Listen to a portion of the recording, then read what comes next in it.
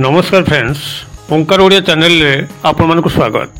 Friends, आज एक क्षुद्र वीडियो रे एभली एक शक्तिशाली स्वयंसिद्ध मंत्र को शेयर करने पे जाउची, जाकु कि आपण माने मात्र 11 बार आपण व्यवहार करथुवा रुमाल रे 2 गोटी गंठी पके के उच्चारित कले आपनकर सकल मनोस्काम तुरंत परिपूर्ण हबो। आपनकर चाकरी वृत्ति प्राप्ति पई हो, वाणिज्य व्यवसाय उन्नति पे हो, प्रेम प्रणय विवाह को सफल करने हो, कठिन रोग कष्ट ऋण कष्ट शत्रु मानक दौरात्म्य रक्षा पाइबा हो, जेकोसी प्रकार आपनकर सकल मनोस्काम एते जल्दी परिपूर्ण हबो जहाँकि आपनकर अन्य कोनसी उपाय साधारणतः देखा जाए नहीं। उपायटू संपादन करने आपनकर से भली खर्च मध्य हबो नहीं एवं एहाको जेकोसी नारी बा पुरुष सहजरे संपादन करि परिबो। एही विधिटी को संपूर्ण भाव में जानिया पई आपण वीडियो रो शेष पर्यंत देखंतु एवं जदि चैनल को प्रथम बार आछंती एवं एही भली कंटेंट रे आपण को रुचि रहउची तबे चैनल कड़े थिबा लाल कलर रो सब्सक्राइब बटन क्लिक करी बेल आइकन क्लिक करी एवं ऑल नोटिफिकेशन पर क्लिक करी चैनल को सब्सक्राइब करै नियंतु। तबे फ्रेंड्स, एबासु नजर पकेबा एही सहज सरल मनोस्काम परिपूर्ण जो उपायटी तार रूपरेख किभली जहाँ माध्यम कि आपणकर जेकोसी आशा इच्छा स्वप्न कामना आज पर्यंत अपूरणीय अवस्था अच्छी ताहा तत्काल परिपूर्ण हबो। तेबे आपण मान जेतबेले एही उपायटी को संपादन करिवे गोटे थरे गोटे कामना को ही आपण व्यक्त करिवार अछि। आपणकर सबुठारु बेसी आवश्यक इच्छाटी को आपण प्रथम बार ही प्रयोग करिवे एवं तार परिपूर्णता परे आपण आउ गोटे कामना रखिबे।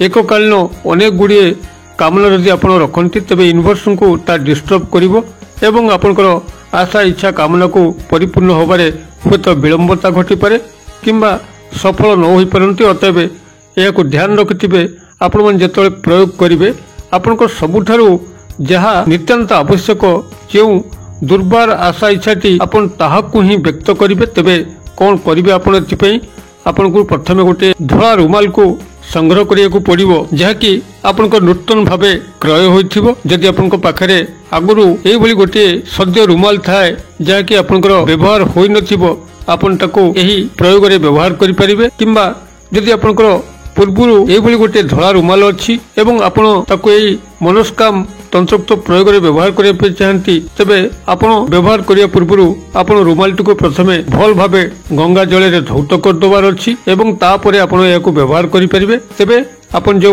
धला रुमालटी को नेबे ताधरे कोनसी प्रिंट न होइतिबा आवश्यक, संपूर्ण भावे धला रुमाल होइतिबा आवश्यक। एई भली भावे प्रथमे गोटे धला रुमाल को संग्रह करंतु नूतन भावे हो किंबा आपण पाखरे पूर्वरु थाउ एवं ताको गंगा जल रे धौत करिकरी एही प्रयोग रे व्यवहार करिया पई हो जेकोसी प्रकार हो आपण गोटे धला रुमाल नेबे जहाँकि आपनकर प्रिंट नथिबो। धला रुमाल को संग्रह कर साला परे परवर्ती जिनस संग्रह करिया पड़िबो 2 गोटी सबुज रंगर अलीच जहाँकि आपनकर पाखे थिबा तेजरात दुकान रे मिलिबो। एही सबुज रंगर अलीच को केही गुजराती मध्य कहिथांती।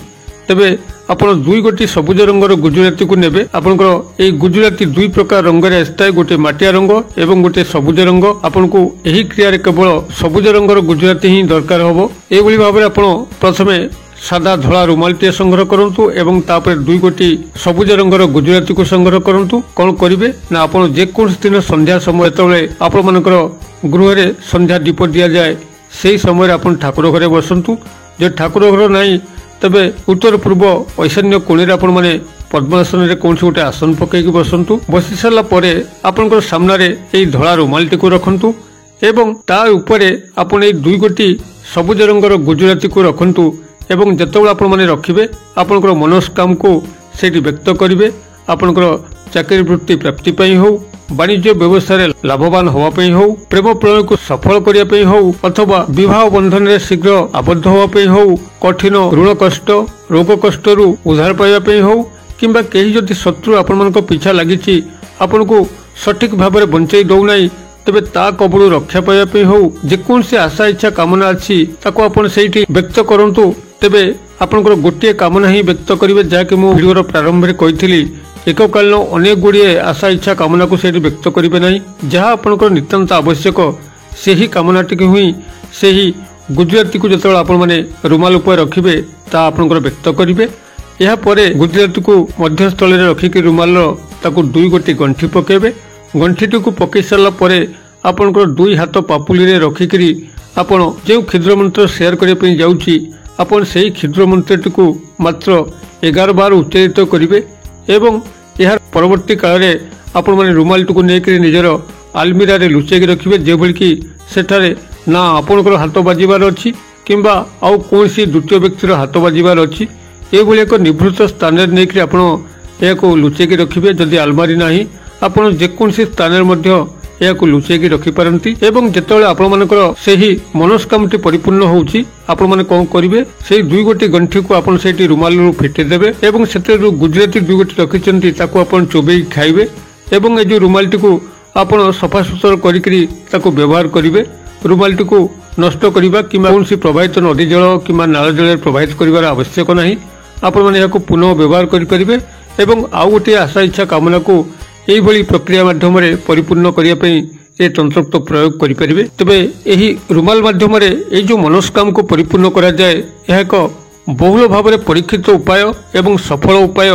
ଆପଣମାନେ ଜାଣିଥିବେ, ଆପଣଙ୍କର ଜେଜେମା ଯଦି କାହାର ଥାଆନ୍ତି ସେମାନେ ନିଶ୍ଚିତ ଭାବେ ଶୁଣିଥିବେ କୌଣସି ଗୋଟେ ପଣ ରଖିବା ପାଇଁ କି ସେମାନେ ତାଙ୍କର କାନିରେ ଗଣ୍ଠି ପକାଇଥାନ୍ତି ଏବଂ କାନିରେ ଗଣ୍ଠି ପକାଇବା ଏକ ପାରମ୍ପରିକ ପ୍ରଥା ଥିଲା ପୁରାତନ ଯୁଗରେ। ଏହି କାନିରେ ଗଣ୍ଠି ପକାଇବା ଦ୍ୱାରା ତାଙ୍କର ସକଳ ଆଶା ଇଚ୍ଛା କାମନା ମଧ୍ୟ ପରିପୂର୍ଣ୍ଣ ହେଉଥିଲା। ଠିକ ଅନୁରୂପ ଢଙ୍ଗରେ ଏହି ତନ୍ତ୍ରୋକ୍ତ ପ୍ରୟୋଗ ଯେତେବେଳେ ଆପଣମାନେ କୌଣସି ଆଶା ଇଚ୍ଛା କାମନା ରଖିକରି ଆପଣମାନଙ୍କର ରୁମାଲରେ ଏହି 2 ଗୋଟି ଗଣ୍ଠି ପକାଉଛନ୍ତି ନିଶ୍ଚିତ ଭାବରେ ଆପଣଙ୍କ ସେ ଆଶା ଇଚ୍ଛା କାମନାଟି ଭବିଷ୍ୟତରେ ପରିପୂର୍ଣ୍ଣ ହୋଇଥାଏ। ଅନେକ କ୍ଷେତ୍ରରେ ଆପଣଙ୍କର ମାତ୍ର 7 ଦିନ ମଧ୍ୟରେ ମିରାକିଲ ରେଜଲ୍ଟ ଘଟିଛି। ଆପଣମାନେ ବିଶ୍ୱାସ ସହକାରେ ଏହିଭଳି ପ୍ରକ୍ରିୟାରେ ଆପଣମାନଙ୍କର ଯେକୌଣସି ଆଶା ଇଚ୍ଛା କାମନାକୁ ତୁରନ୍ତ ପ୍ରାପ୍ତ କରିପାରିବେ। ତେବେ এই যে ক্ষুদ্র মন্ত্র আপনার 11 বার উচ্চারিত করবে, সেই রুমাল যে গণ্ঠি পড়িব তাকে নিজ 2 হাত পাপুড়ি রখিকি সেই ক্ষুদ্র মন্ত্রটি এটি আপনার আগে সেয়ার করছি। ধ্যান সহকারে শুনি নিয়ন্তু এবং কাগজ কলমে টিপি নিয়ন্তু, যাদ্বারা কি আপনার এই প্রয়োগটি সফল ভাবে সম্পাদিত করে। মন্ত্রটি আপনার বহুত সরল সংক্ষিপ্ত এবং বহুল ভাবে ব্যবহৃত মাতা লক্ষ্মীঙ্কর এক প্রসিদ্ধ বীজ মন্ত্র ওং শ্রীম শ্রীয়ে নমঃ। আপনার ଏହି ମହାମନ୍ତ୍ରକୁ ସେଇଠି 11 ବାର ଉଚ୍ଚାରିତ କରିବେ। ମନ୍ତ୍ରଟିକୁ ମୁଁ ଆଉ ଥରେ କହିଦେଉଛି, ଓଂ ଶ୍ରୀମ୍ ଶ୍ରୀଏ ନମଃ।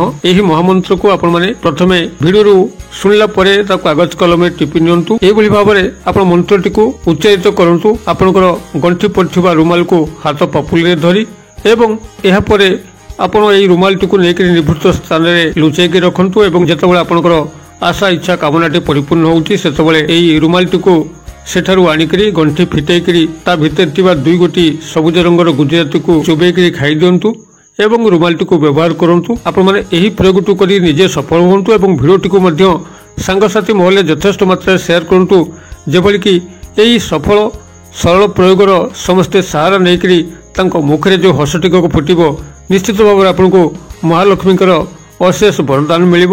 ଭିଡ଼ିଓର କ୍ଷୁଦ୍ର ପରିସର ମଧ୍ୟରୁ ମୋତେ ଏଇଠି ଆଜି ବିଦାୟ ଦିଅନ୍ତୁ। ପୁଣି ଆପଣଙ୍କ ସହ ଦେଖା ପାଉ ଏଇଭଳି ଏକ ଶିକ୍ଷଣୀୟ ଭିଡ଼ିଓରେ।